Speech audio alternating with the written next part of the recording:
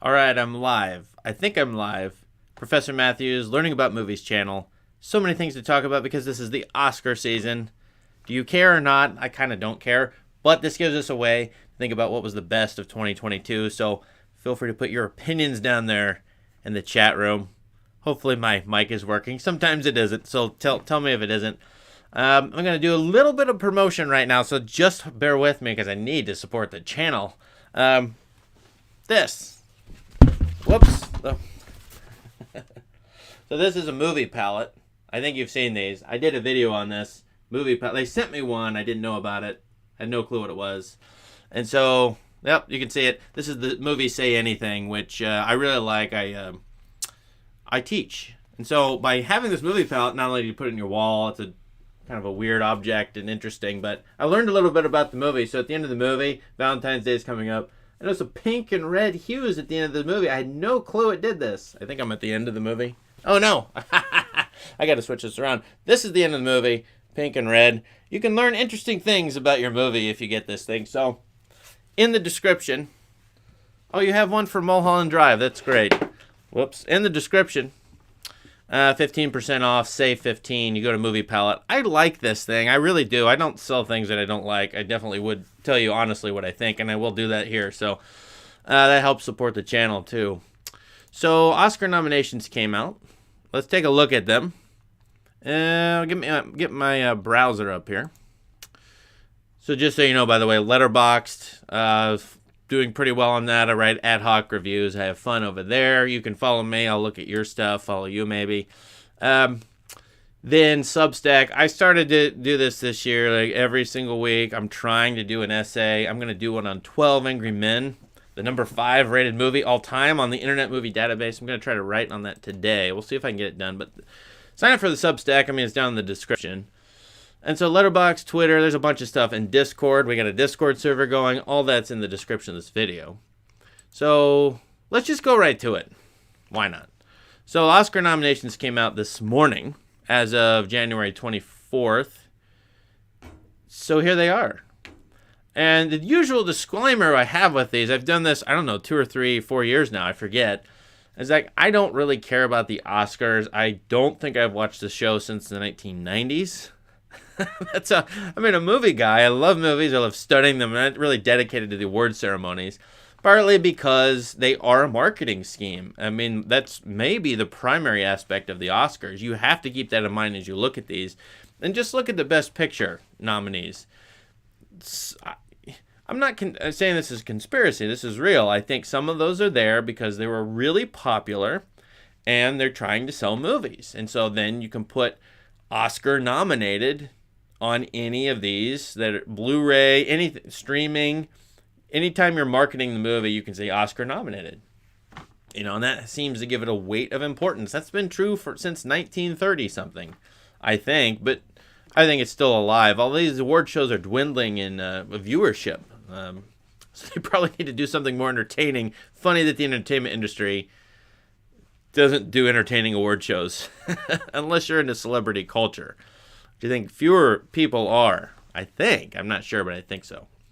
So that's a caveat with the Oscars. The other one is, the Oscars capture a moment in time, but, in 5 years, will we even care or think about these? I feel like a lot of the Oscar winners for Best Picture are not that great from the last 20 years.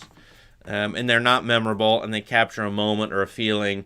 Of course, a few of these are probably people in the know. They're friends of friends. They're buddies, and then they vote for them or they nominate them. Every industry works that way, I'm sure, to some extent. So anyway, with those caveats in mind, though, we can think, okay, what was the best movie or the best of 2022? Or what recommendations would I give you, or would our people in the chat give you? So look at what these people in the chat are saying. We have some smart people on this channel. Certainly in the Discord following me. Thank you all for doing that. This is the year where I agree with it probably more than ever. So I feel like something's wrong. I feel like I need to be the contrarian and to say, oh, you missed these movies and you left this off and you got this list wrong. And I feel pretty good about what I'm seeing here. I don't know, maybe you don't, but I think of the movies I saw from 2022, 3 or 4 were really good and could be all-timers, maybe. 3 or 4 were quite fun to watch. I thought it was a good movie year overall, and I'm very happy with this list. So if I look at Best Picture, here it is. You know, All Quiet on the Western Front, very good movie in my opinion. Will it last a long time? I don't know. I thought it was well done. I liked it. Now, people that didn't like it when I made my video on it were comparing it to the book. And it doesn't compare to the book, and it doesn't compare to the classic old movie. But if you take it for what it is a 2022 movie, German-made, I thought it was really good. For a lot of reasons. Cinematography, outstanding, in my opinion, and the sound. Avatar I did not watch for a lot of reasons. The Banshees of Inisherin, I never pronounced it correctly in my head, is a Martin McDonagh movie, and some of you know I absolutely love Martin McDonagh. And he must have some friends or admirers or both in the film industry because he is getting a lot of awards. Of course, he won for 3 Billboards several years ago, and now he's being nominated all over the place again. So it feels like either he's in the know in Hollywood or he has admirers or both. I feel like his art could be admired. I really love it. Elvis, what? I didn't know wasn't that a bomb? That one's the perplexing one to me, and that you tell me if we should love that. I've never understood the Elvis phenomenon. I didn't think I would learn anything from that movie, so I didn't watch it. Let's just keep going with the ones I hadn't seen. Women Talking, I haven't seen that, so I'll be interested in Triangle of Sadness. I know that's one on my list that I do not have access to. In fact, I've come to the realization, I don't know about you, I live in a movie desert, which makes 0 sense because streaming could give me every movie ever made right now. So Fabelmans is right now in the movie theater near me. This is the first time I've gotten closer to had access to it. And then I had to wait for Tar to come out on streaming and a bunch of these other ones. So a lot of you may not have access to these movies, which is just weird and sad, quite frankly. Triangle of Sadness, I don't know. Let us know in the comments. I'm really interested in that. I saw the premise. The Exterminating Angel, it's sort of a take on that, I think, that older classic movie. I don't know, though. So then we get to Top Gun. So that's one of those, I think we know why it's there. I think a lot of people liked it. First of all, it's a wildly popular movie. Maybe it was the number 1 or number 2 with Avatar. Blockbuster success in terms of money, people buying tickets. I thought it was stupid in the first hour. You can go read my write-up or look at my video. But the second hour was ridiculous fun. And they got nominated for editing. I saw that, which is probably well-deserved. I'm looking at the chat. Worst nomination is Avatar and Elvis. I really legitimately can't believe Avatar is nominated. Like that probably, like, I didn't see it, so I'm not going to judge it.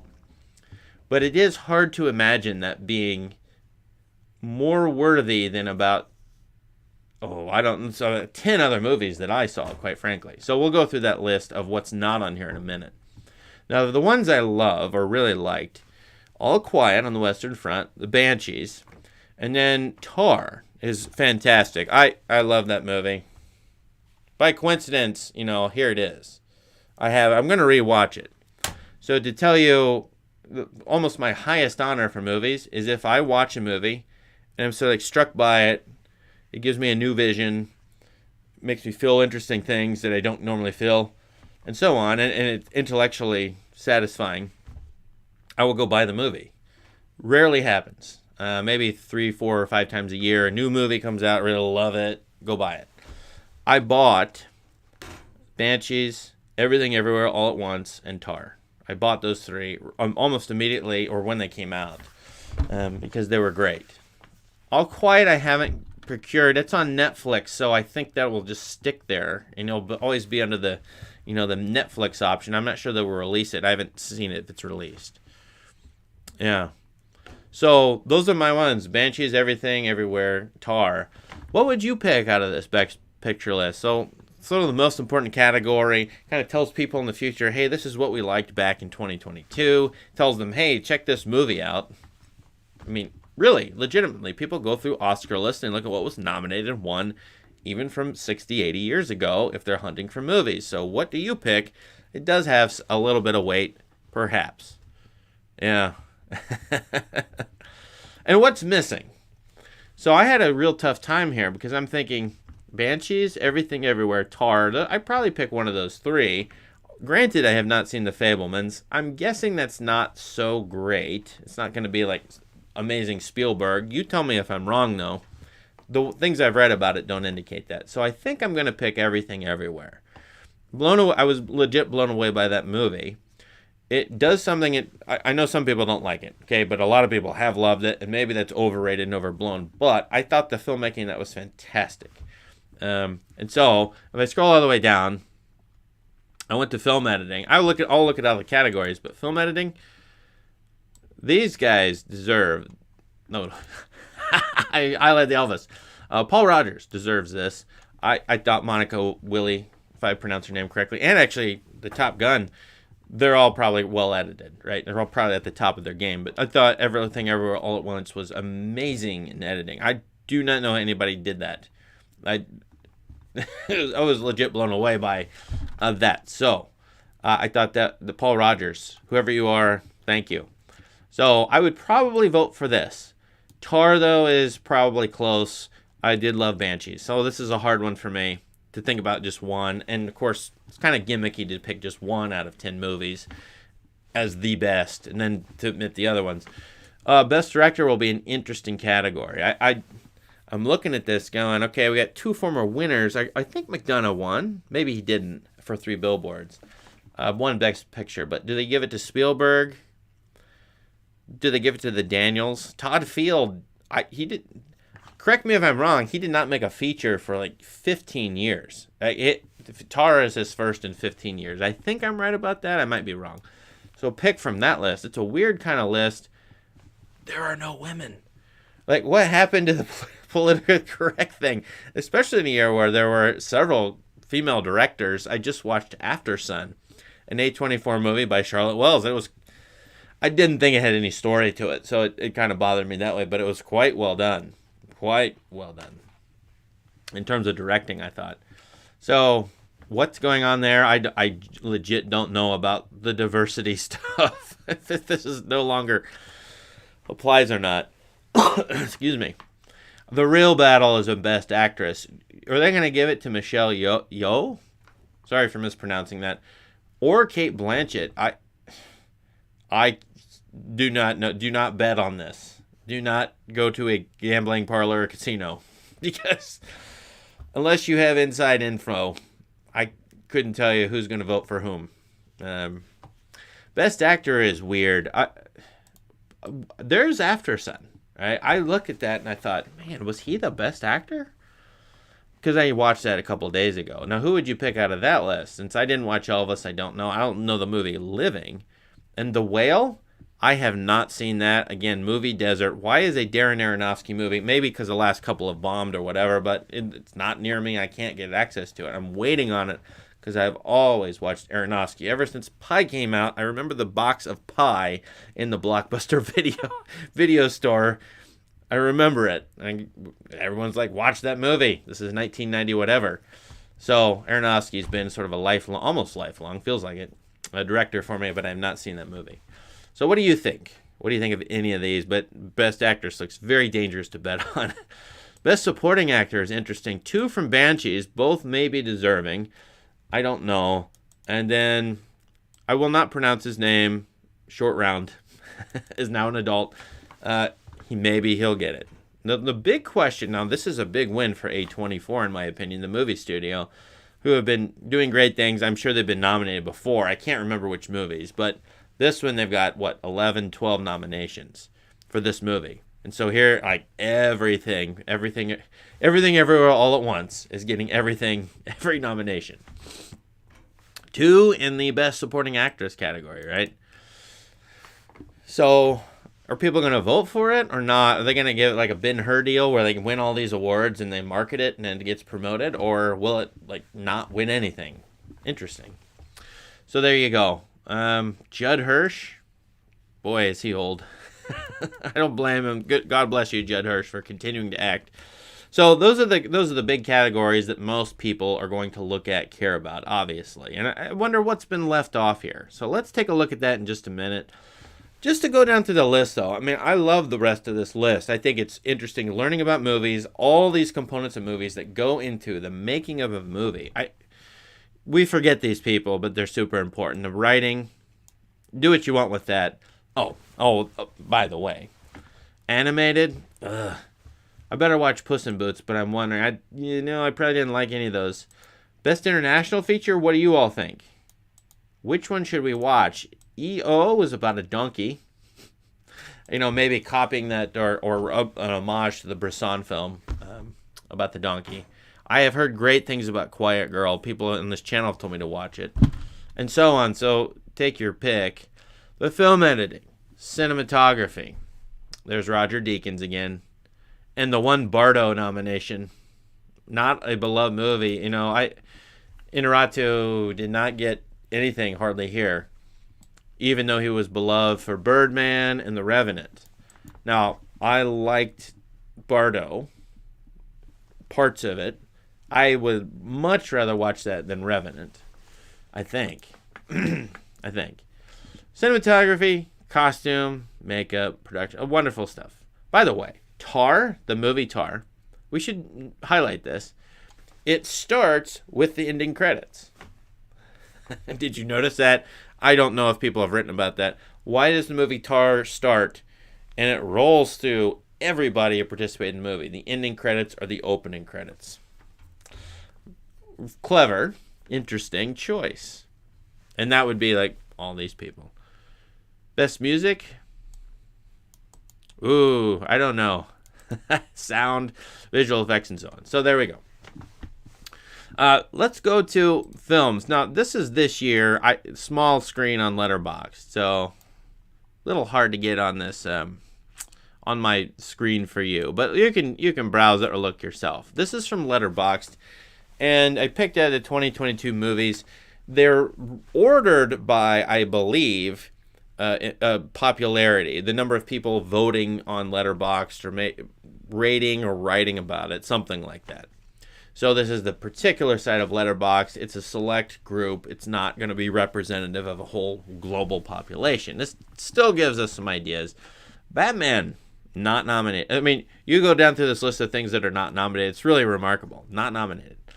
Glass Onion, I don't think... Well, I think they had one. Maybe two. Barbarian. This movie I actually liked. Read my write-up on it. I don't recommend it to everybody, but a horror movie that got my attention. So curious. Now, Babylon, there it is. They nominated only a couple times. And you're going to see this, like, famous directors not get nominated. White Noise, Noah Baumbach, not nominated. I don't think it was. I think it bombed. Glass Onion, not many nominations. There's Triangle of Sadness, yeah. Lightyear did not get an animated nomination. Interesting. Northman. A movie that in my head grows in estimation. This is a Robert Eggers movie. The reason I've been thinking of this movie, actually quite a bit, I did not like it. I thought it was gory, hard, a lot of witchcraft. It was weird. I have always wondered what it would be like if the medievals had made a movie, if the ancient Romans had made a movie, right? If the Renaissance had made a movie, if the ancient Chinese, the people from India, etc. What if every single global culture ever could make movies? What would their movies look like? We don't have an answer to that. That is, we do with poetry to some extent and with material culture, artifacts and whatnot. We don't with movies, and maybe with some other media too, right? So this movie to me, Northman, is what if a Viking made a movie? I think this is a movie by Vikings for Vikings, and we're talking hardcore Vikings, 1100s or something like that. I think that is one of the reasons, or one of the MOs, or one of the tonal aspects of it. So that is either a turn off or a turn on, but find that more interesting as I think about it. And I wonder if people would start to think about this. What if what would the movie in ancient Chinese culture, what would it make? Pick your favorite period in Chinese culture, but what would it look like? What would the Romans make? So those kinds of questions. I wonder if a filmmaker out there wants to be ambitious and try this. May not be very, very palatable. Continuing on, there's Amsterdam. David O. Russell. No nominations.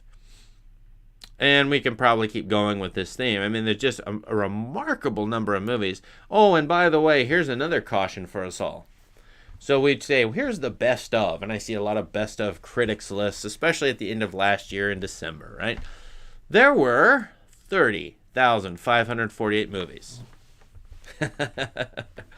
Has anybody seen them all? Now, I know, most of them, probably not great. Probably terrible, in fact. But has anybody seen the top 2,000 movies from last year? No.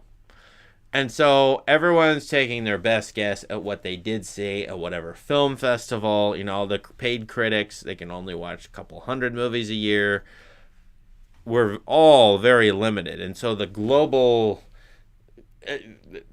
participation in this is going to be interesting because we need to sort this out over the next 5 to 10 years. Like, what movie? If I go to the next page here, click the next button, so go to the next batch of movies. I think this is probably numbers like 50 to 100. There's got to be a movie from this that no one knows about that's going to be elevated, and somewhere in the hundreds or 200s or 500s of movies from this year. I don't know what it is, because not enough people saw it. So let me go through a few of these. 13 Lives I just watched. We'll click on that. I like this movie a lot. I thought this was very well done. Paul Thomas Anderson said this was the best movie of last year, which I think is a wild exaggeration. Ron Howard, a director I sometimes like, sometimes sour on, he does a straightforward, here's what happened movie, and it's quite arresting. Cave divers trying to rescue these kids. It's a movie I'd only watch once. I don't think it has rewatchability. And once you know it, you know it. Once you've encountered the surprises, you won't be surprised. I think that's part of the trick. But very well done. And guess what? One of the reasons I'm highlighting this is, to me, the actor of the year, one of them is Colin Farrell. And by coincidence, because he made these movies over a series of years, they just happened to get released in this year. The Batman, he's Penguin. Here, he plays this character. Interesting and wildly different from his other ones. And then the Banshees movie, which he's nominated for. So, great year for Colin Farrell as far as movies released during the year. Maybe the best of the year. I don't know. Maybe. Anything else here? The Pale Blue Eye. I liked it. I reviewed it, so check that one out. Murder Mystery, Christian Bale, Scott Cooper. I was trying to remember his name. The director, Scott Cooper, who I do like sometimes quite a bit. Do you see anything else here that you all like? Wendell and Wild was not nominated for animated. Why? It was great animation. I didn't like the movie, but great animation. So you go through this and you go, okay, I see a lot of curmudgeons on the internet. Movies are declining. They're getting worse. They're no good. I'm looking at this year going, this was actually pretty good. I think the top 10 movies of a year, if they're great and watchable and continue to be rewatchable, that's a good year, in my opinion, usually, historically. So anyway, what else do we have? Let's take a look at you guys. I love to chat, so I've been talking a lot. Let me interact with the chat. How y'all doing, by the way? Pretty good. Let me bring those nominations back up. Wish I had more to say about this. Like costume? I'll probably just give everything to everything everywhere all at once. Like as many awards as at once. Although I'm looking at cinematography, it's going to be, I think one of these two deserve that. That Bardo is incredible. And maybe that should win. Although I didn't see Empire of Light with Roger Deakins. Everybody knows him for some reason. So maybe. Interesting. And has anyone seen these documentaries? I have not. So, God, there's so many movies to watch. So many. All right. Chat. Oh, thanks.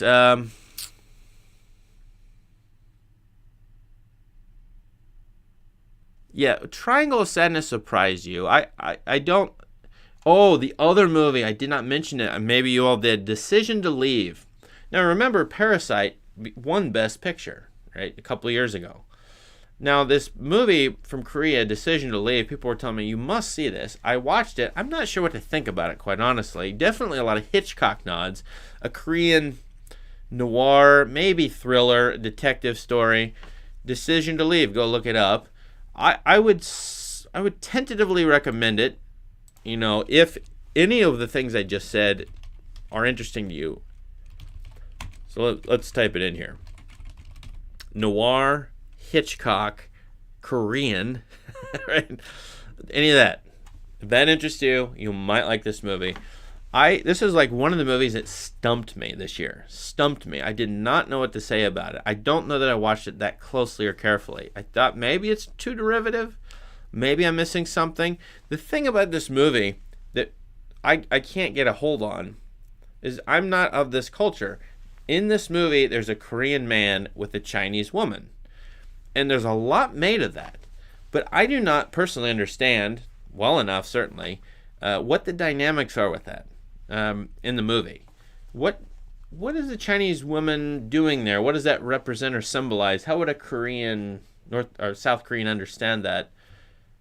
I personally don't know how to understand that. So that was one of the vexing things about this movie. And I probably need to read about it to get a little bit of a grasp on it. But why this one was not even mentioned, I think it wasn't mentioned. Let's do a Control F search. Didn't see, yeah, it's not. I didn't see it under the best international feature. All right, so, oops. I didn't see it there, so I think that's going to flummox a bunch of people on this channel. I think they will not like that fact. There. So there you go. Triangle of Sadness was amazing. There we go. The best indie picture is Everything Everywhere. Mid-level star. Yeah. They should. By the way, this is a good idea. I know the Golden Globes do this. Break it out. Here's the best art house picture. Here's the best blockbuster. Why not? Probably would ruin their tradition or something, but that's kind of interesting. Yeah. Tar was unreal. I love Tar. I get a lot of people saying this. Tar is so good. And I think Kubrick is so beloved on YouTube amongst my audience and a number of people who watch YouTube. I don't see how you can't watch Tar and pick up all the Kubrickian stuff in it. Shots, tone, it's set a story maybe. So if you like Kubrick, try Tar. I see people trashing or getting upset at Tar. Hopefully, I need to bring my camera up so I can make sure I'm getting this. Oh, there we go. I see people trashing it or having trouble with it because of a couple scenes in it. There's a scene, in fact, where the great conductor, Lydia Tarr, played by Cate Blanchett, lectures at Juilliard Music School. And it's sort of a battle between her, not really a battle, but she's the dominant one. She has power and authority, and she's trying to tell these students, you need to listen to Bach and play Bach.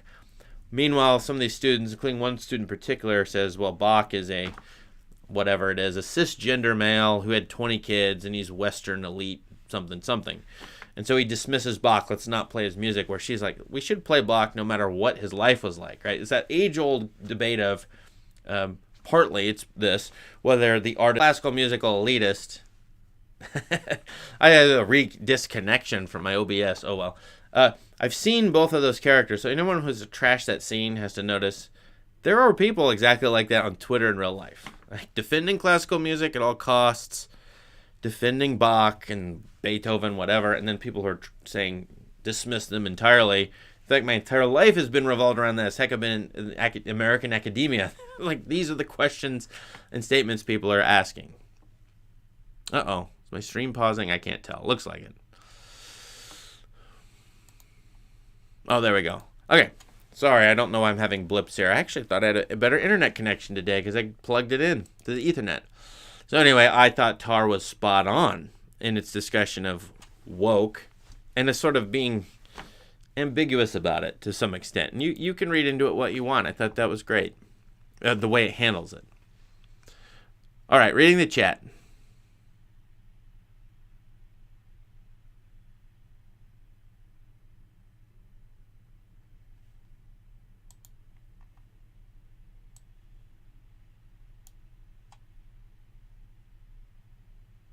Well, it looks like I'm having connection issues. I can't tell, but I think so.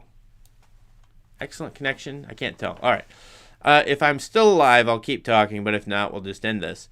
So, yeah. Yeah. If anyone's still there, chat with me. Let's see if I still have connection. Okay, chat's showing up. I don't know why my YouTube is spinning up. All right.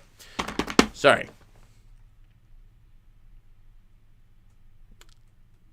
Yeah, a lot of people like a lot of different movies this year. Documentary recommendations, Fire of Love. I answered the question, decision to leave.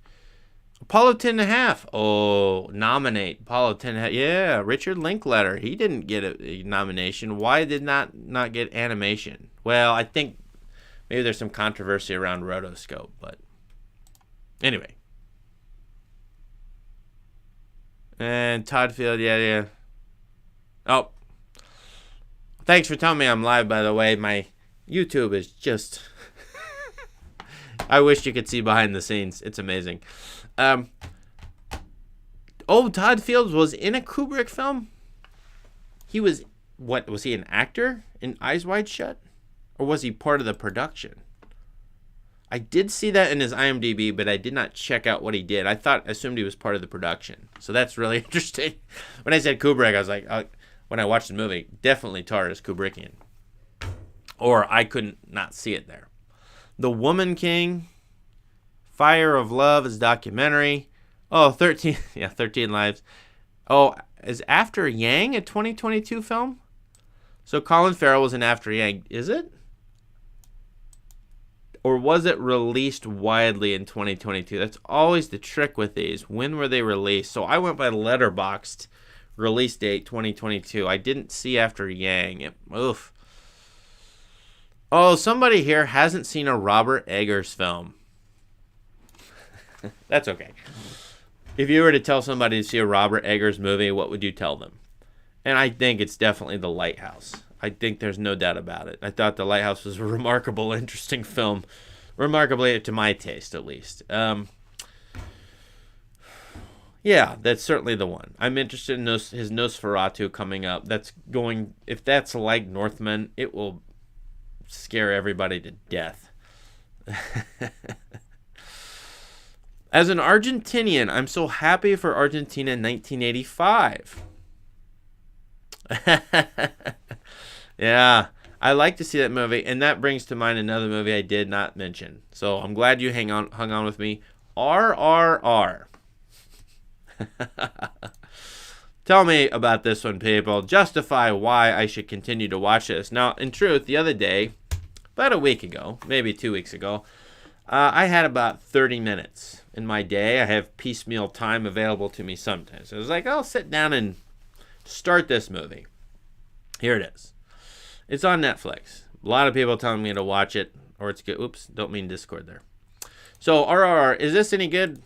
Is it worth your time? And I was turned off by it because there was a lot of fake or imitation things in it.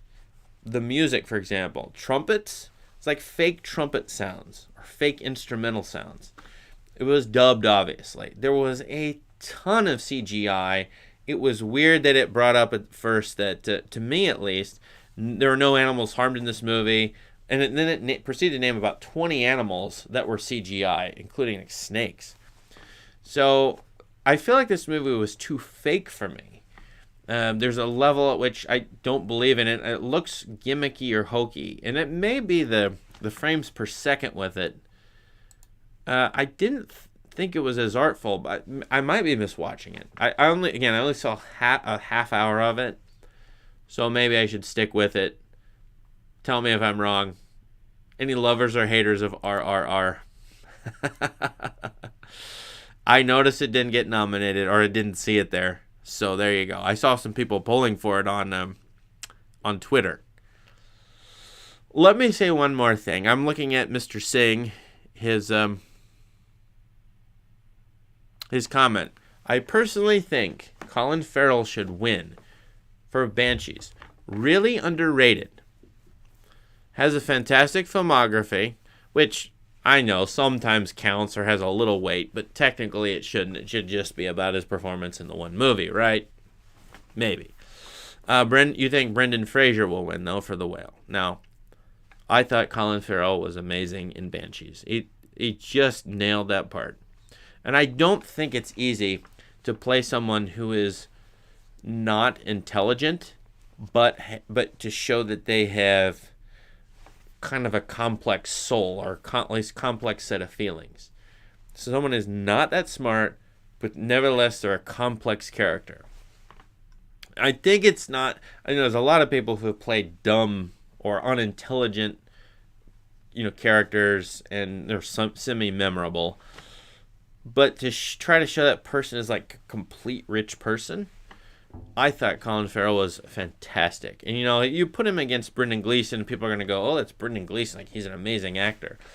I thought Farrell's part was well done. I don't comment on acting usually because a lot of times that's up to the costumes and the casting director and the director and the lighting and everything else in the movie, the editors.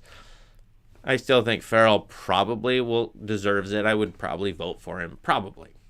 All right. Well, let me see what you said about RRR is gimmicky and hokey. It's better as it goes on. Oh, yeah. So there you go. I'm telling you, the chat is great here on this channel. Movie Palette, say 15, SAY 15 for 15% off at moviepalette.com. Substack, Discord, all that. Really grateful to you guys for watching. Thanks for participating. Write to me. Discord, we can talk there. Yeah, this was a great year, actually, as it turned out, and the Oscars kind of got things the way I kind of like them. So that's a big surprise, at least until I watch the next 50 to 100 movies that I haven't seen from this year. Maybe I'll completely change my mind. Who knows? But I kind of like, and I would recommend the movies I did to you. So thanks. See you all later.